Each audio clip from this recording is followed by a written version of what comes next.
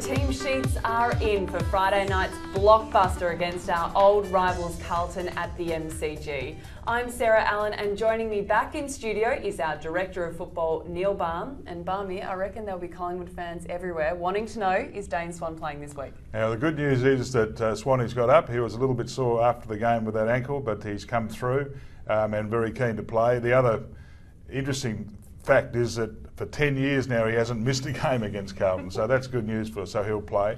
In terms of the team, unfortunately there's one change. Tim Broomhead has been a little bit crook this week, so we're unable to put him in the side, but Paddy Carnesis gets his chance to replace him. We look forward to seeing how he goes on Friday night. Let's see who else has been picked in this side by our match committee. We'll start with the back line, where you'll see Alan Tooby, Nathan Brown and Marley Williams. At centre half back, Tom Langdon, Jack Frost coming off a great performance last week, and Tyson Goldsack.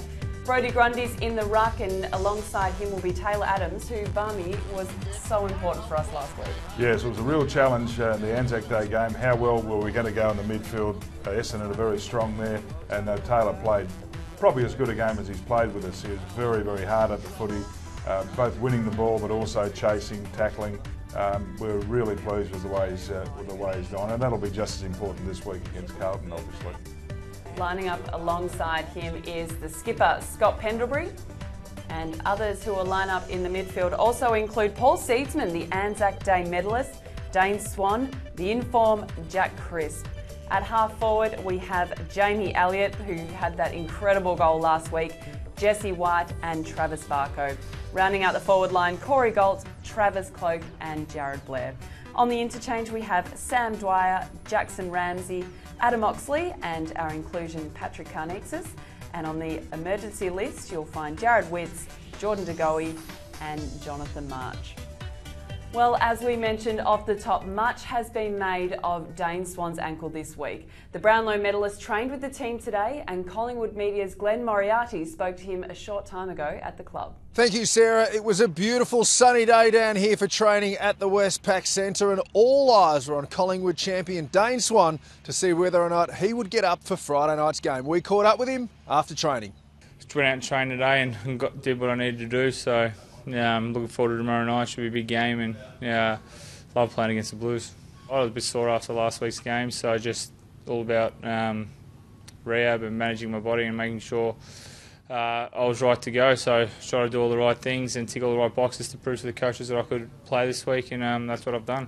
It's another big game. Mick, is a legend of the game, and I hope he coaches and gets all the success he wants at Carlton, but hopefully not against us Friday night. It's a fantastic achievement, one of the biggest in the history of the game, and I wish him all the best, but like I said, just not against us. And any game we play against Carlton, whether it's a practice match or whether it's Friday night at the G's, is massive, and this one's certainly no different. Well, Sarah, that is a wrap from down here at training at the Westpac Centre. Of course, all eyes now turn to Friday night's game against the Blues.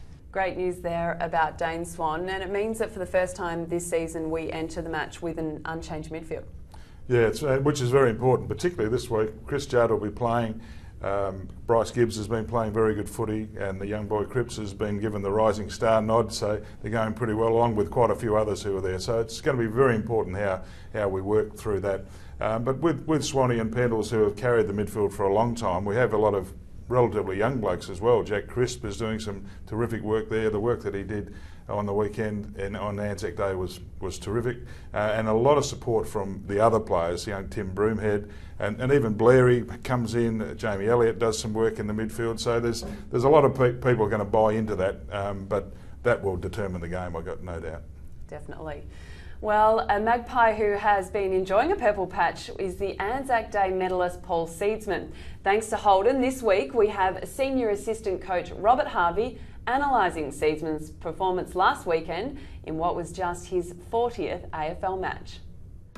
Thanks for watching, and this week we're going to have a look at Paul Seedsman's game from the weekend, the Anzac Day medalist. Played a great game for us on the wing. Got 3 clips to show you from his game. Obviously he played really well, and his long kicking and his running penetration was a real key for us on the weekend. So he gained 969 metres for us on the weekend, which is a big stat in AFL these days. So I've got 3 clips to show you here to highlight some of the strengths of his game. So All clips are going to involve a bit of his run and carry, a bit of his long kicking to advantage to his teammates, and one actual goal he kicked on the weekend. But we'll have a closer look at this first clip here where he actually gets the ball in space. You can see as a winger he's out in space on the wing, which we like. We love his penetration and his run, so he carries the ball, looks up, sees what he likes with Jesse White at the contest, but that long penetrating kick you can see is flat, and it covered 54 metres, which is it's a great talent to have, and not many guys in our team can do that. So that long flat kick of 54 metres to a contest, obviously Jamie Elliott crumbs it, kicks a fantastic goal from the boundary line. So that edit there shows clearly that when we get him in space and he can run and carry and kick long, he's a real advantage to us. This second one there is a turnover in the midfield. You can see that. That long penetration. So he's in space.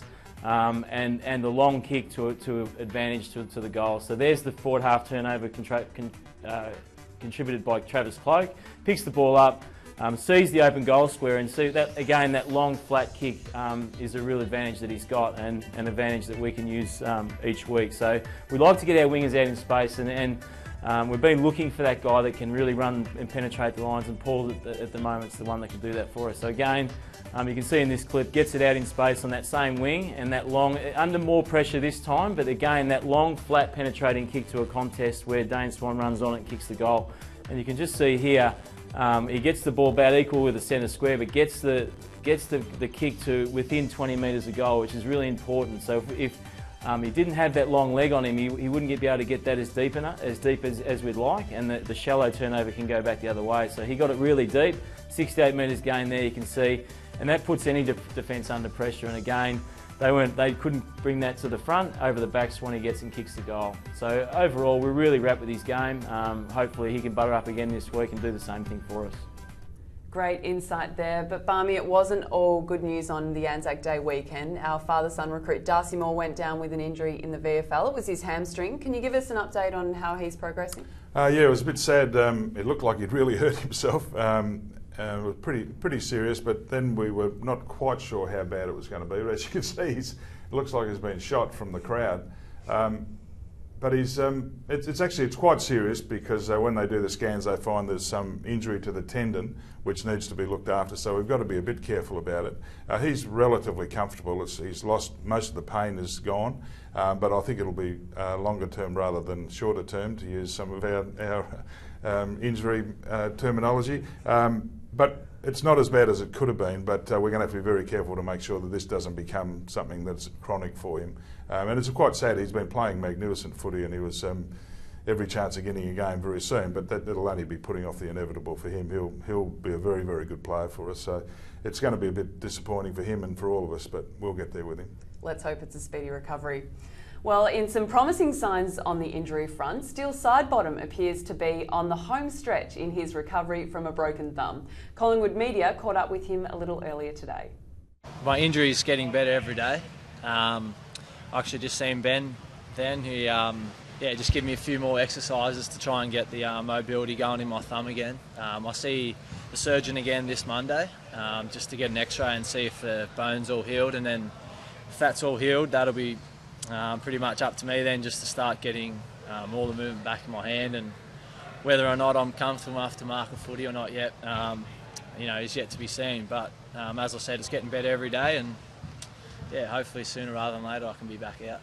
Been doing plenty of running with the other boys in the rehab group, with Kath and, not Shaz now, he's playing this week. In terms of weights, I've been just putting the straps around my arms, not using my hand. But yesterday I actually trained with the boys one hand and got a few kicks, which was good to get back out there. But hopefully, after I get that x-ray and get the all clear, then I should be able to train.